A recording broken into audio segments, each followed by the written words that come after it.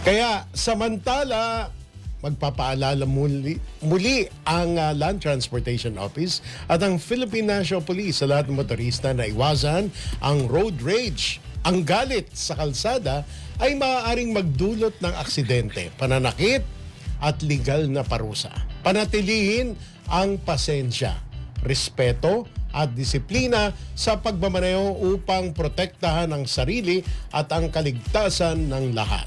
At para bigyan tayo ng mas malawak na impormasyon, narito ang FYI report ni Socorro Villacorte.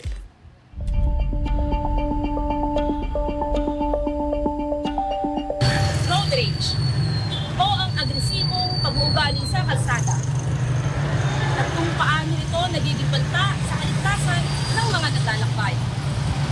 Ano nga ba ang road rage? Ito ay kilos ng galit o tangkang pananakit sa nangyayari sa mga motorista. Maaaring sa pamamagitan ng matapang na pagmamaneho, pagmumura, pagpapaputok ng baril o kahit pisikal na karahasan. Ang ganitong pag-uugali ay hindi lamang paglabag sa batas trapiko, kundi seryosong panganib sa buhay. Noong ika-30 ng Marso sa taong 2025, isang malubhang insidente ang naganap sa Marcos Highway, Antipolo, kung saan dahil sa tinaguriang road rage, isang driver ang bumunot ng baril at pinaputukan ng ibang motorista. 4 ang naging sugatan sa inkwentro. Sa parehong insidente, sinispindi ng Land Transportation Office o LTO ang lisensya ng driver sa loob ng 90 days habang iniimbestigahan ang kaso. May isa pang kaso na nag-viral. Isang sikat na motorcycle vlogger ang inireklamo matapos siyang makunan sa video na nagdi-dirty finger sa driver ng pick-up sa Zambales. Dahil dito, naglabas ang LTO ng show cause order at pansamantalang suspindido ang kanyang lisensya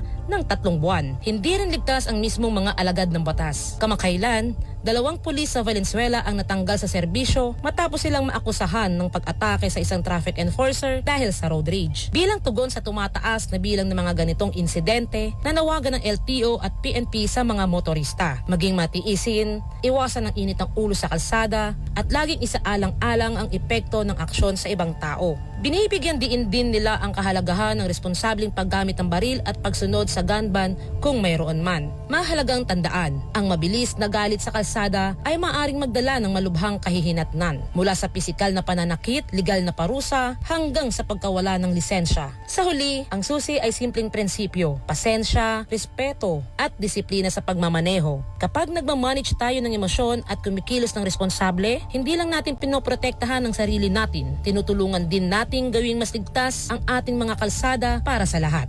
Para sa FYI, Socorro Villacorte, Abante.